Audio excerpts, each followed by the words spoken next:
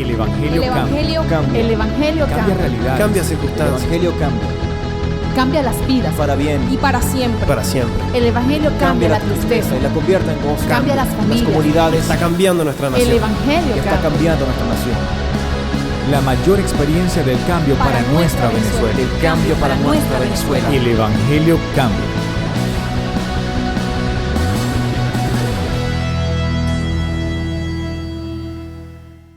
La bendición de Jesús. Diga conmigo, la bendición de Jesús. En primer lugar, tenemos que entender que Jesús vino al mundo a bendecir a la humanidad, no a maldecir a la humanidad. Diga conmigo, Jesús vino a bendecirme. Diga, Jesús es mi bendición. No sé por qué de alguna manera nosotros creemos o pensamos que Dios está que tiene cinismo o que es cínico y que se emociona cuando alguien es maldito. Yo no sé por qué algunos líderes religiosos hablan solo de maldición y dice la maldición y la maldición y la maldición. Parece que lo que le sale por la boca es maldición, pero quiero aclararles lo que mi Señor Jesús dice en la Biblia. No puede por una misma fuente salir agua dulce y amarga al mismo tiempo, dice. Entonces se refería a Jesús al acto de bendecir y maldecir. Usted no puede maldecir y bendecir al mismo tiempo, porque usted está contradiciendo los principios del reino de Dios para esto. Si usted ve una maldición, no tiene por qué seguir maldiciendo, porque Dios llama las cosas que no son como si fuesen. Es decir, si algo está bajo el efecto de una maldición, ¿para qué lo sigue llamando si ya es? Está enfermo, ¿para qué seguir diciendo estoy enfermo? Ya está enfermo. Dios llama las cosas que no son. Llama las cosas que no son. ¿Qué es lo que no es? La sanidad. Llámela. No siga hablando la enfermedad, porque ya la ve, ya la tiene, ya tiene los síntomas. Ahora hable la sanidad. Ahora, ¿qué es entonces una bendición? Tenemos que conceptualizarla. Entonces pensamos que una bendición y una maldición que la bendición es lo contrario a la maldición y la maldición contrario a la bendición. Le voy a explicar algo. Lo mismo ocurre con la luz y con las tinieblas. Ahora, si usted se mete en un cuarto oscuro, no se ve ni la nariz, póngase adentro de ese cuarto oscuro a reprender a las tinieblas. Le invito a que haga ese experimento. Usted apaga todas las luces, se mete dentro del cuarto y empieza ¡fuera! Y ¡fuera! Se va a cansar de gritarle fuera a las tinieblas. Pero ¿sabe cómo resuelve el problema? Enciende una luz. Y al encender la luz, por muy pequeña que sea, va a verse y va a destacar en medio del cuarto lleno de tinieblas. Puede ser un lugar enorme lleno de tinieblas, pero usted prende un pequeño fósforo y desde lejos el fósforo brilla y hace que en medio de la tiniebla brille la luz, y se enciende otro fósforo más y otro y otro y otro y otro y otro y otro y otro. Entonces termina porque desaloje toda la tiniebla que había en ese cuarto. Ahora creo que me entendieron bien el principio. Entonces podría yo decir que la tiniebla no es nada por sí misma. La maldición no es nada por sí misma. La tiniebla es ausencia de luz. La maldición es ausencia de bendición. Qué sencillo. Si lo veo de esa manera, voy a dejar de pensar tanto en la maldición y empezar a pensar en la bendición.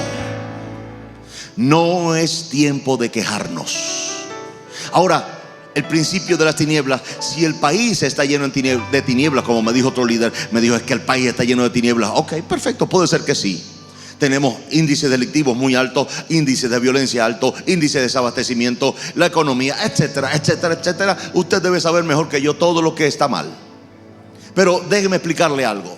Si en vez de pelear contra la tiniebla y empezar a reprenderla y hacer guerra espiritual contra la tiniebla, empezamos a traer a la luz. ¿Quién dijo que era la luz?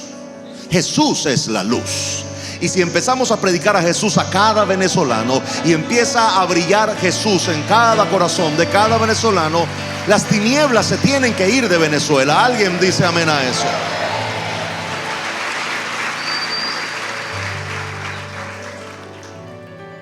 Les voy a dar un buen ejemplo. ¿Alguna vez usted ha tenido, si tiene algún patio y tiene una mata de naranja en el patio? Todos los demás patios no tienen mata de naranja. Tienen matas, plantas de rosas, de flores, y son muy bonitas. Pero usted le dio por sembrar una de naranja. Entonces, ¿qué va a pasar?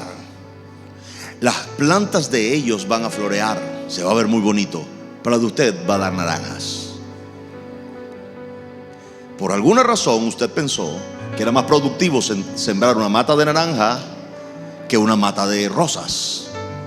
Así que el otro del lado tal vez tendrá rosas, pero no tiene naranjas.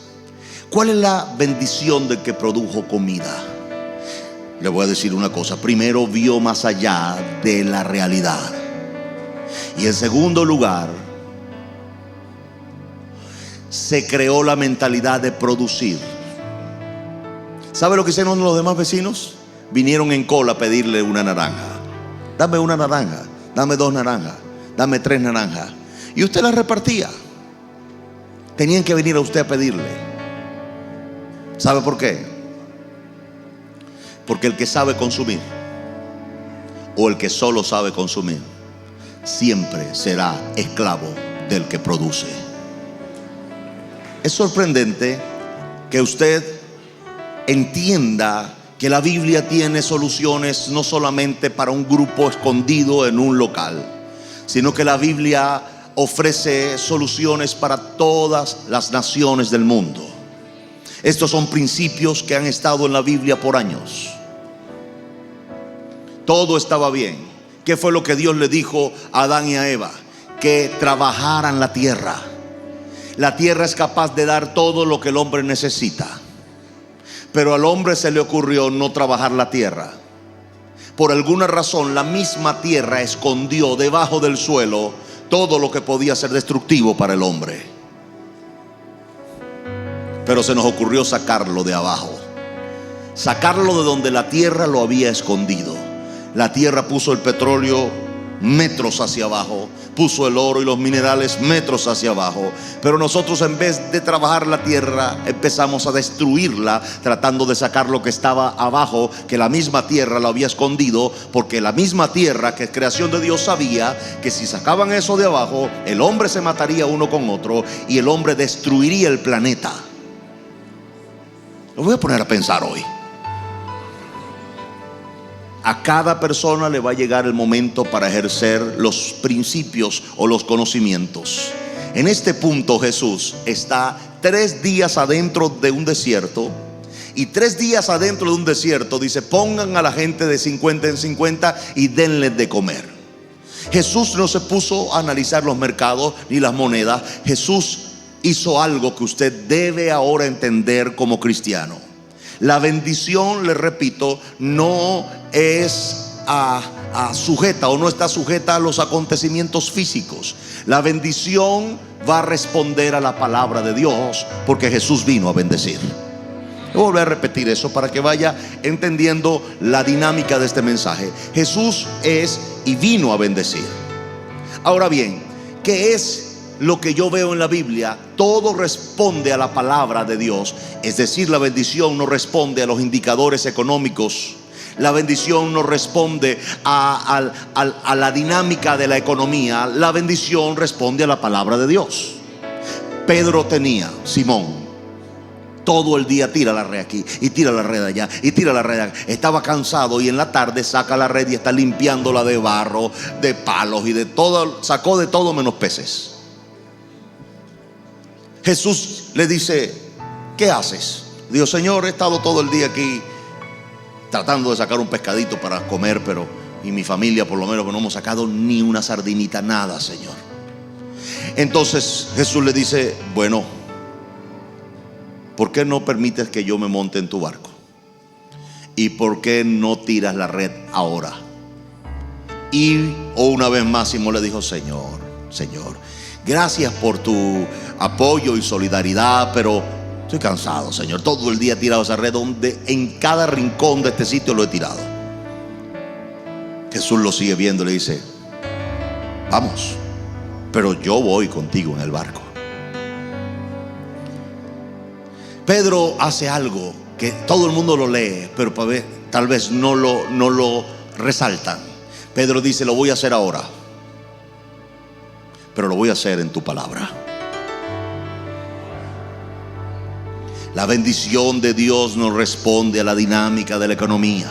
La bendición de Dios no responde a los agentes exteriores. La bendición de Dios responde a su propia palabra. ¿Alguien dice amén a eso?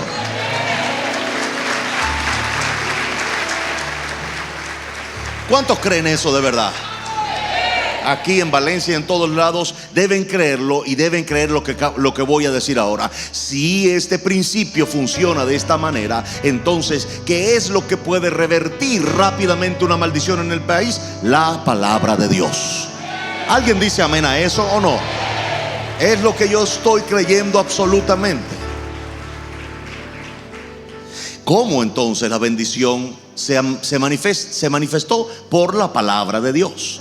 Segundo ejemplo, Jesús está en el desierto. No dice que no hay pan, no dice que cuesta mucha plata, no dice que no llegó la harina al país y no puede haber pan en las panaderías, sino que, ¿sabe lo que hace? Dice: póngalo de 50 en 50, dele de comer. Y usó lo que tenía: un poco de panes y un poco de peces. Esto lo bendijo. Una vez más, la bendición obedece la palabra de Dios. Usted conoce la historia. Alimentó 5,000, sin contar mujeres y niños. Las mujeres tenían 5 muchachos. Así que pudo haber sido 25,000 personas las que comieron. Y usted sabe que hay muchachos que comen más que un adulto.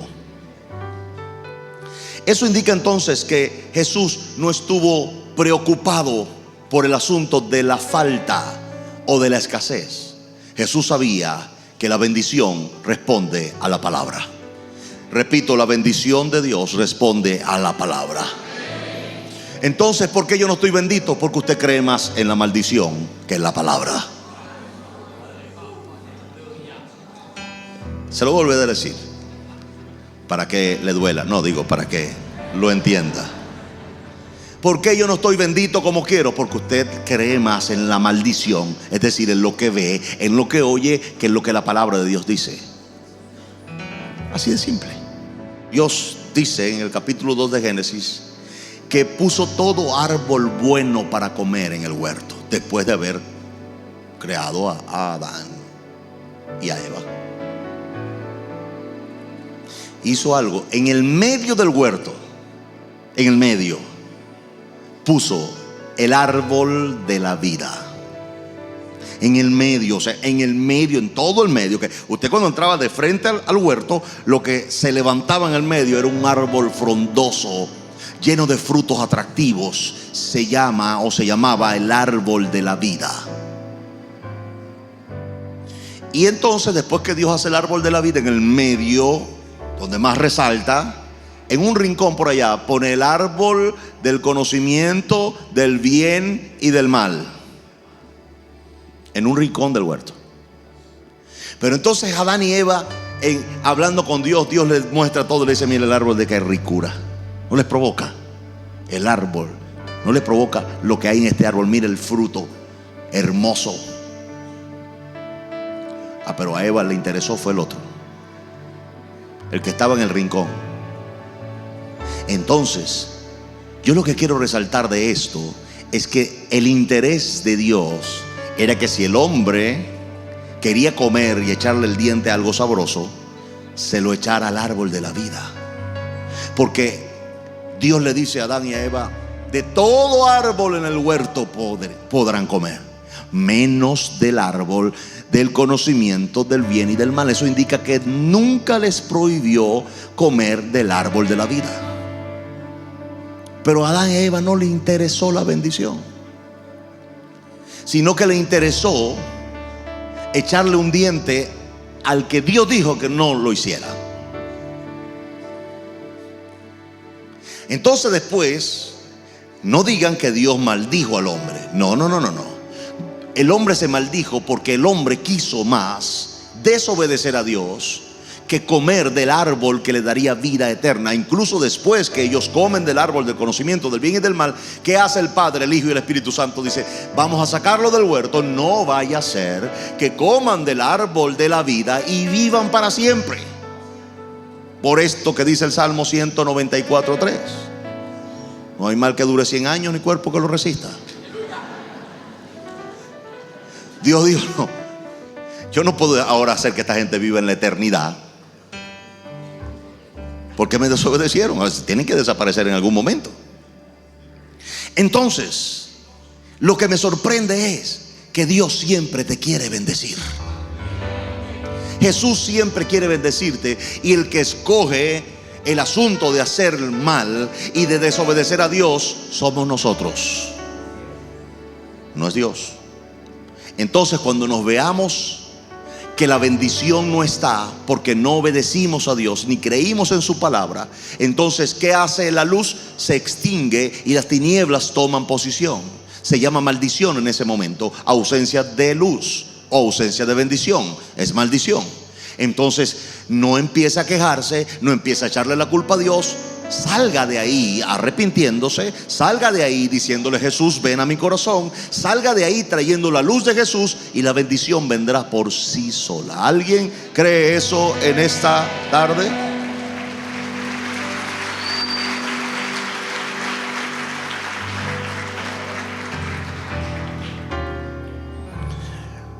¿Cuántos han oído? Yo sé que ustedes tal vez no han oído eso.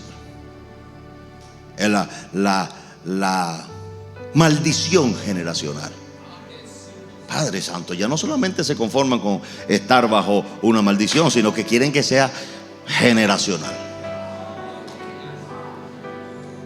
Y quieren romperla con exorcismos extraños.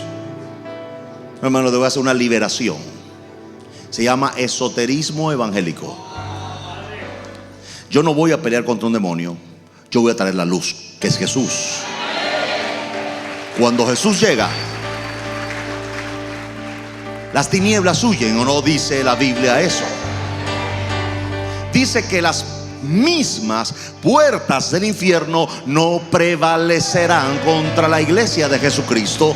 Así que, ¿para qué ponernos a resaltar la maldición o resaltar las tinieblas cuando Jesús es la luz? Ahora le voy a decir: usted y yo somos la luz del mundo. Mi Biblia dice que usted y yo somos la luz del mundo. ¿O no cree eso? Entonces, ¿qué es lo que yo debo resaltar? Lo que debo resaltar es la bendición de Dios que hay en mí. Jesús, cuando le dio comida a más de 15,000 personas, no era panadero. No era panadero. Eso indica que la bendición no se relaciona de forma directa con lo que usted estudió o con su profesión. La bendición de Dios se relaciona con la palabra de Dios. ¿Alguien entiende eso que estoy diciendo? Claro que sí.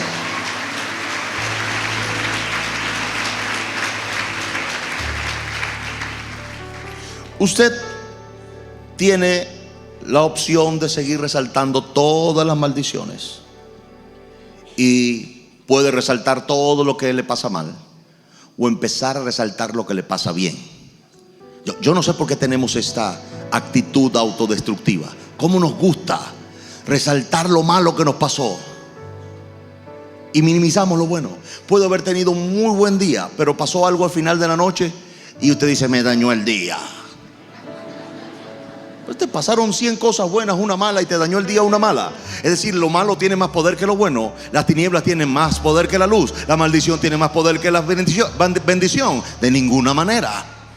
Si me pasó 100 buenas en el día y una mala en la noche, le digo a las 100 buenas: me pasó un buen día. Y la mala está diciendo: y yo, tú eres algo malo, muy pequeño, no sirves ni importas. Así que voy a resaltar lo bueno de Dios en mi vida.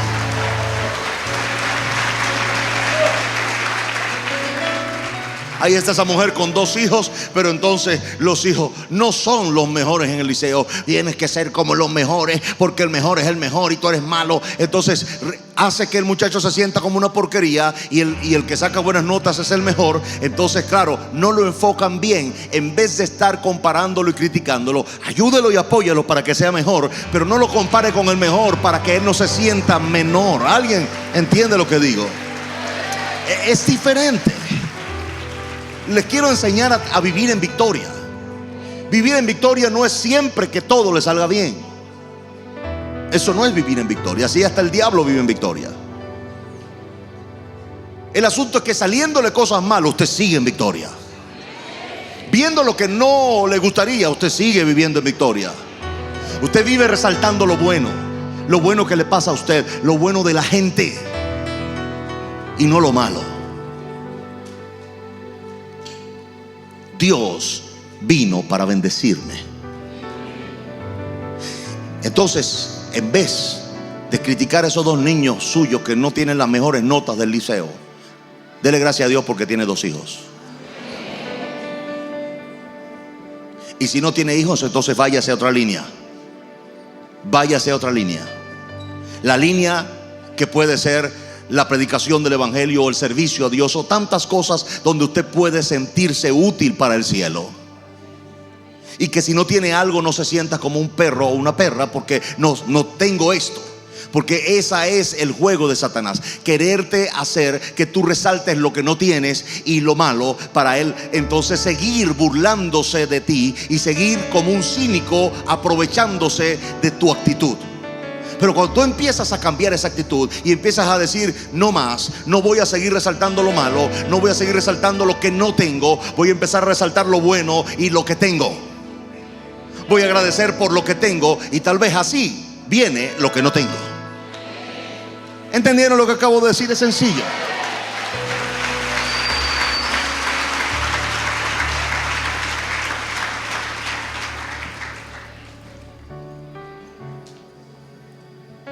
Dios mandó a su Hijo en forma de carne para bendecir a la humanidad. De ahí en adelante, toda la maldición de la ley del pecado ya no pueden ejercer tiranía sobre la humanidad. Porque ahora basta con que alguien reciba a Jesús como su Salvador y haga un viraje para empezar a caminar en pos de una bendición. Y todo lo que el diablo ha hecho por años se cae en 5 minutos. Si usted tenía una línea, como dicen algunas congregaciones, una maldición generacional, usted no debe darle crédito a eso. Debe darle crédito a este verso en Corintios: de modo que si alguno está en Cristo, nueva criatura es. Las cosas viejas que hicieron y las cosas que son hechas. Entonces deje de pensar en que usted va a morir de la misma forma. ¿Por qué? Porque usted puede cambiar eso creyendo en lo que Dios dijo. Ya le dije que la bendición de Dios responde ¿a qué? A la palabra de Dios. Así que usted puede hacerlo. Puede cambiar su línea o su linaje ahora mismo. Es que todos en mi linaje fueron locos. Bueno, usted no. Usted va a romper con eso. Pero no va a romper con fuera y fuera. No, usted va a creer, de modo que si alguno está en Cristo, nueva criatura es. Usted tiene que romper con eso, no haciendo una ceremonia exorcista, sino haciendo fe o ejerciendo fe en lo que Dios ha dicho. Dios dijo que me bendeciría y Dios me va a bendecir. Dios es un Dios tan bueno que quiere bendecirme. Diga al que está a su lado: hermano, Dios te quiere bendecir. Ok. Le voy a decir más: Dios ama bendecirte. Oye lo que dije: Dios ama bendecirte. Dios se emociona cuando tú disfrutas una bendición, cuando te llega, cuando la tomas, cuando la empiezas a tener. Dios disfruta contigo.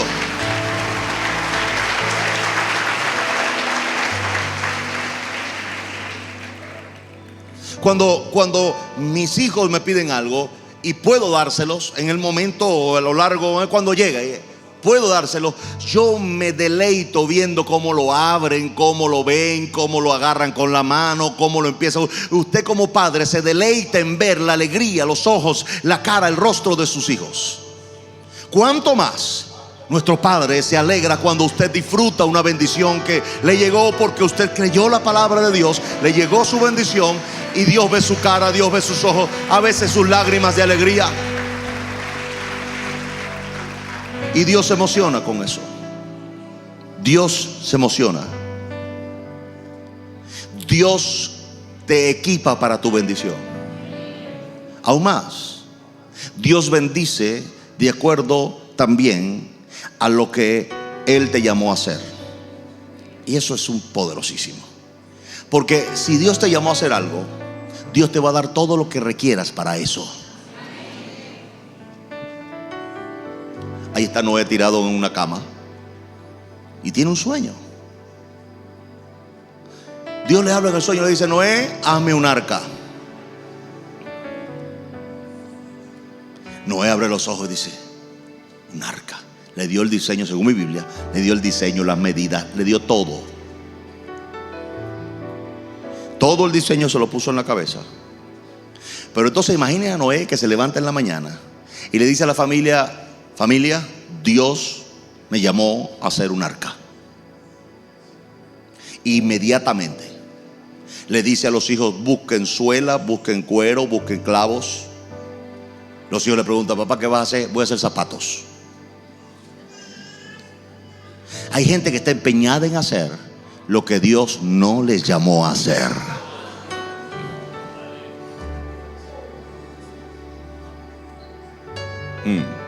Me duele mucho eso, porque hay muchos pastores que Dios nunca los llamó a ser pastor. Dios nunca los llamó a hacer un oficio que jamás Dios los llamó a hacer. Y están pasando trabajo, están pasando penuria. La gente que les llega todavía se meten en más problemas. Y es porque están ejerciendo un llamado que Dios nunca los llamó a hacer. Así como algunos quieren cantar cuando Dios nunca los llamó a eso. Y predicar, a todos nos llamó a eso. Eso es otra cosa. Predicar el evangelio, todo el mundo está llamado. Pero en serio, a veces se hacen audiciones, y en las audiciones en Valencia, o en cualquier lado, o en Caracas, o en cualquier iglesia, hay algunos que quieren cantar y sueñan con cantar, pero no cantan. Puede ser los pollitos en su casa o en la ducha, pero no cantan. Una vez alguien me dijo: ¿qué hacemos? Esta persona ha venido una y otra vez a las audiciones, dice que Dios le habló, que ella se vio en el coro. Y yo le dije a esta persona: dile con mucho amor, hermana, mire, tal vez primero vamos a recordar, ¿qué comió usted esa noche?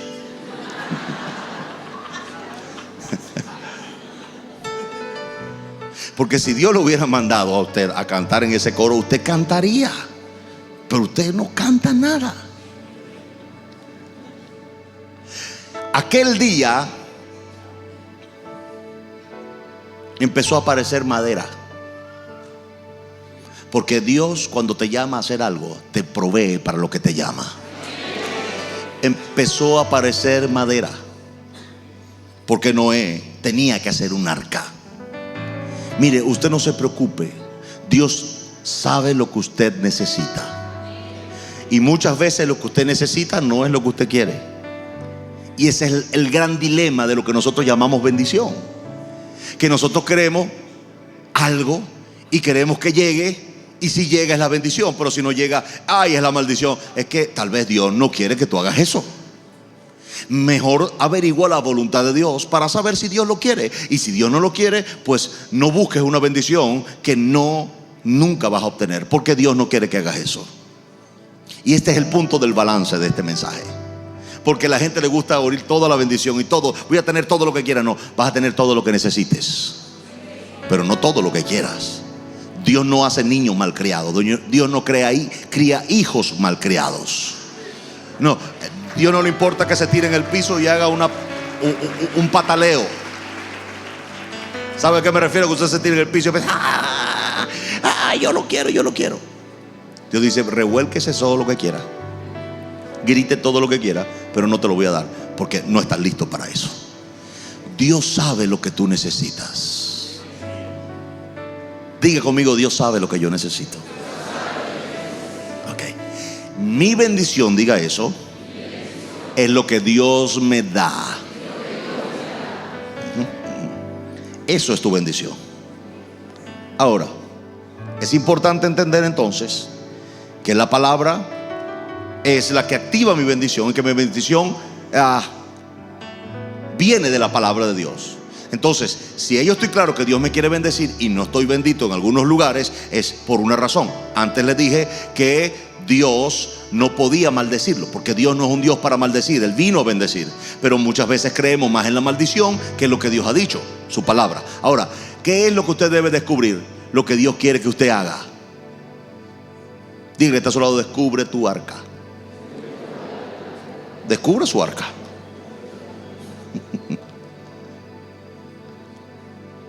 Dios le dijo entonces a Abraham, mire esto, Dios muchas veces va a decidir bendecirte en las áreas donde tú más careces o donde hay más falta. Voy a repetir eso. Dios puede decidir bendecirte más en las áreas donde tú tienes más carencias, para ser más claro.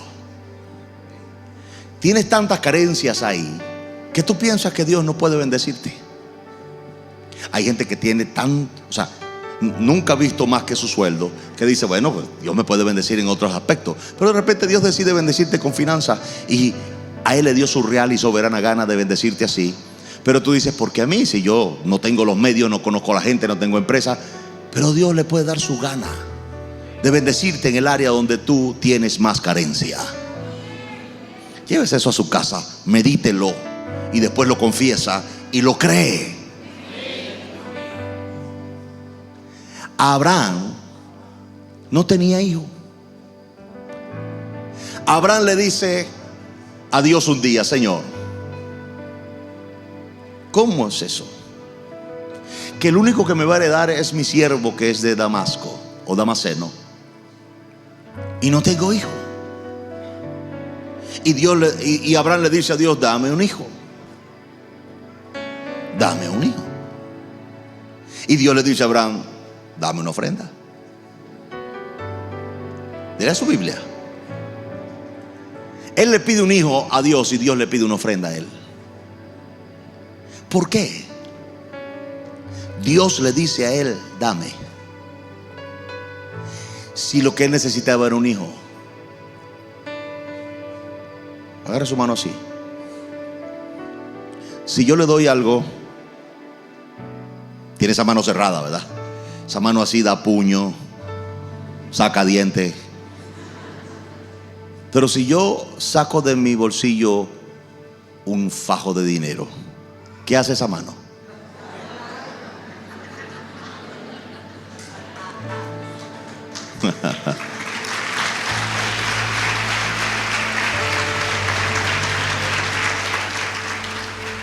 ¿Cuál es el principio de esto?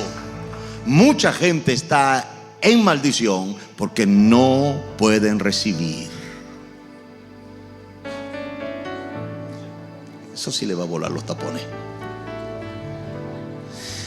Muchas veces, cuando tú le pides algo a Dios, Dios te va a pedir a ti, porque tu problema es que no recibes. Dios tiene que pedirte y aprovecha que tú abras la mano, porque cuando tú abres la mano para dar, se queda abierta para recibir.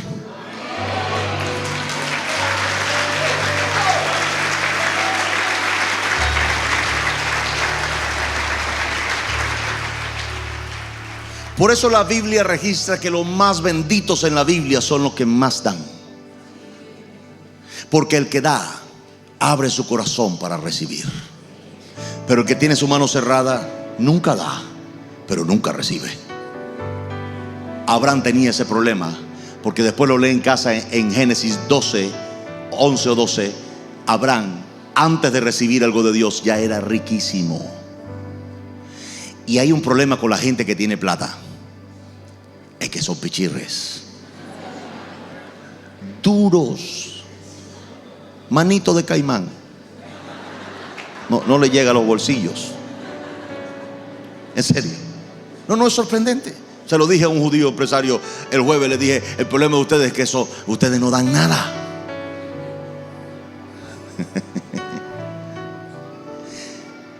Y ese es el problema. El empresario en Venezuela piensa en puro recoger y recibir, pero el cristiano debe pensar en dar, y en ese dar va a recibir más que cualquiera otro que pueda hacer algo.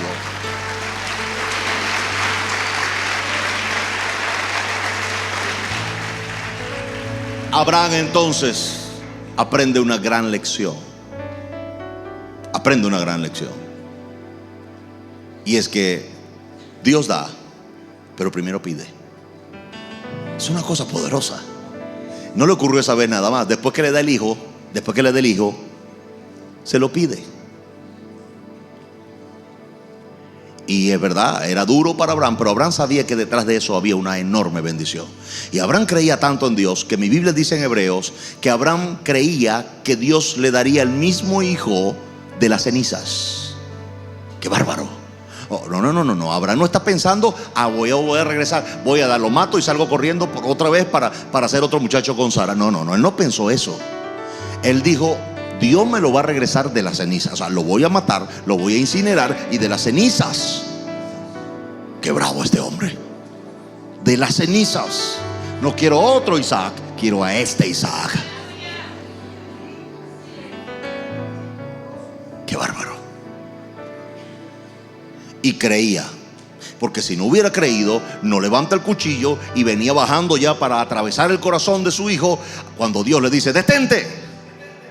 Y Dios le dijo: detente, porque Dios sabía que Abraham estaba decidido a matar al muchacho. Entonces dice mi Biblia, donde lo recibió en sentido figurado, porque realmente para Abraham ya Isaac estaba muerto. Así que recibió a Isaac resucitado en su corazón. Era lo mismo que haría el Señor. Como Abraham no le negó su hijo al padre, el padre no le negó su hijo a la descendencia de Abraham. Esto es valor por valor. ¿Alguien entiende lo que estoy diciendo en esta mañana?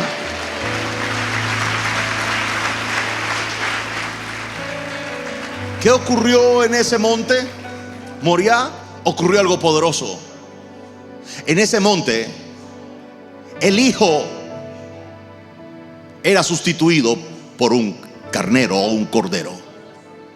Y ese cordero tomó el lugar. ¿Se recuerda? Cuando de repente Abraham voltea y ve entonces que detrás a su espalda hay un carnero enredado en unos bejucos. Entonces el carnero en ese momento tomó el lugar del hijo. Pero después, miles de años después, el Hijo de Dios toma el lugar de ese carnero y muere por la humanidad. Y se hace maldición. ¿Para qué? Para que Él sea nuestra bendición. Jesús es nuestra bendición. Y así debemos mantenernos por el resto de nuestras vidas creyendo. Ahora es poderoso esto, porque Abraham no solamente tuvo a Isaac, y eso sí tal vez lo va a sorprender. Abraham tuvo, aparte de Agar, con la que tuvo a Ismael, te conoce la historia, él tuvo otras más. Y tuvo otros hijos. Está en el libro de Génesis capítulo 25. Tuvo un hijo llamado Simram, otro Joksam, Medán, Madián, Isbag y Sua. Tuvo 2, 4, 6 hijos más, aparte de Isaac y aparte de Ismael. Ahora, todos los demás hijos de Abraham,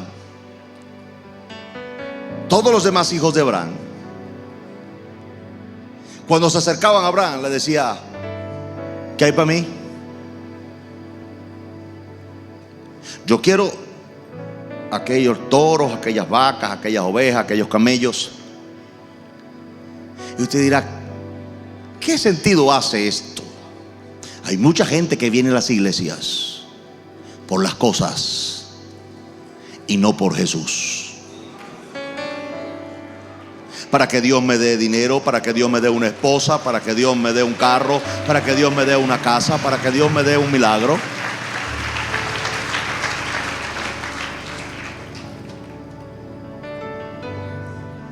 Y le voy a decir una cosa: Dios le va a dar siempre lo que usted más desea, porque encomienda a Jehová tu camino y confía en Él y Él hará. Salmo 37. Dice el otro verso: Él te dará todos los deseos de tu corazón.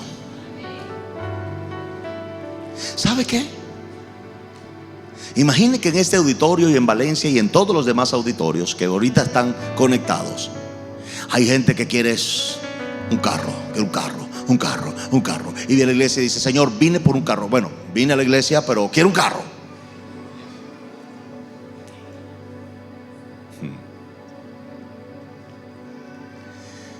Es posible que Dios te lo dé y que te diga: toma, aquí está tu carro, pasea, anda por ahí.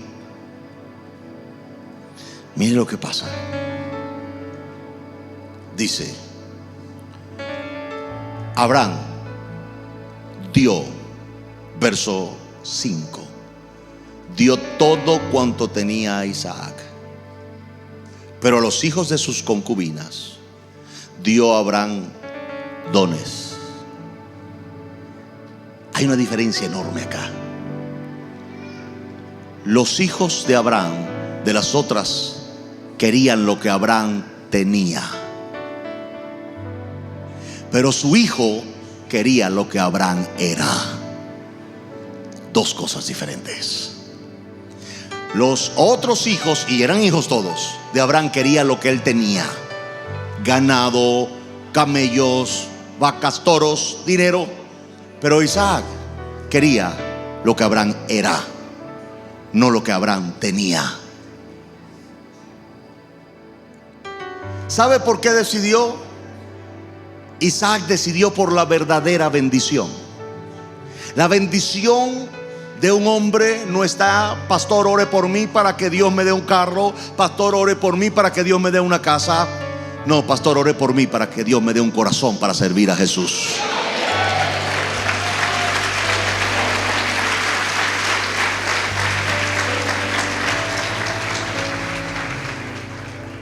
La Biblia registra que todos los hijos de Abraham, después que recibieron algo, se fueron.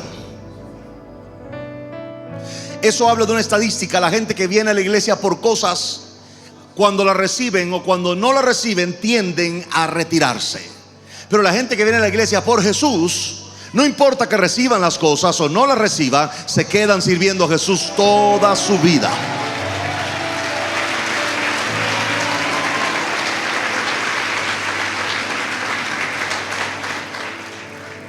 ¿Cuánto le duró el ganado a los hijos de Abraham? No lo sé. Pero después, más adelante, leo que Isaac se va, después que muere su padre, su papá Abraham, se va a una tierra donde hay una sequía terrible. Nadie sembraba. Mi Biblia dice que Isaac sembró aquel año y cosechó 100 por 1 y se hizo riquísimo. Sembró en sequía. ¿Qué aprendió Isaac? ¿Qué era lo que Abraham más tenía? ¿Dinero? ¿Qué más tenía? Fe. ¿Qué fue lo que recibió Isaac? ¿Toros? No. Porque resulta que en la repartición no quedó mucho. Léalo. Isaac se quedó con algo más importante, con el valor eterno, con la verdadera bendición: la fe de su papá. La fe de su papá no se tocaba, La fe de su papá se recibía. Este hombre va y siembra y se hace riquísimo, dice mi Biblia, y después lo lee en casa, dice, y Dios lo bendijo. ¡Qué bárbaro! Entonces eso me hace ver algo. No desee de los hombres de Dios su revelación o su fama. Desee su corazón. Si hay algo bueno ahí. Si no hay algo bueno ahí, ni siquiera lo quiera. Pero ¿sabe qué vio Isaac en su papá? Vio su fe. Vio creyéndole a Dios y Dios contándolo por justicia. Vio a Dios hablándole a su papá como un amigo. Vio a Dios diciéndole a su papá: en ti serán benditas todas las familias de la tierra. Serás bendición y no maldición. Todas estas palabras este muchacho las atesoró en su corazón. Así que cuando llegó a esta tierra seca, sin lluvia, y algunos de los productores se le acercaron y le dijeron: ok, tú tienes semilla, nosotros también tenemos semilla. Tú tienes bueyes para arar, nosotros también tenemos bueyes para arar. Tú sabes sembrar, nosotros también sabemos sembrar. Pero sabes que no está lloviendo. Entonces Isaac le dijo: sí, tienes razón. Ustedes tienen semilla y yo tengo semilla. Ustedes tienen bueyes y yo tengo bueyes. Ustedes saben sembrar y yo también sé sembrar. Pero ustedes no tienen la bendición de Dios, y yo sí tengo la bendición de Dios, porque yo creo su palabra. ¿Alguien entiende eso en esta mañana? ¿Qué vine a decirle? Vine a decirle que cuando salga de este lugar, o salga de su lugar donde está reunido y viéndome, no siga enfocándose en lo malo que le pasa, en no tengo esto, en no tengo lo otro, en no consigo esto o no consigo lo otro. Salga hoy de aquí sabiendo que hay una bendición de Dios sobre su vida, y que debe creer la palabra de Dios, y que Dios lo va a bendecir, y que Dios lo va a sacar a usted y a este país de este problema que estamos ahora, y que vamos a salir adelante. ¿Alguien cree eso conmigo en esta mañana? Diga conmigo: me va a ir bien. Diga: a mi país y a mí me va a ir bien. Claro que sí. ¿Sabe por qué? Porque Dios lo dijo con su boca, y Dios hace con su mano lo que Él promete con su boca.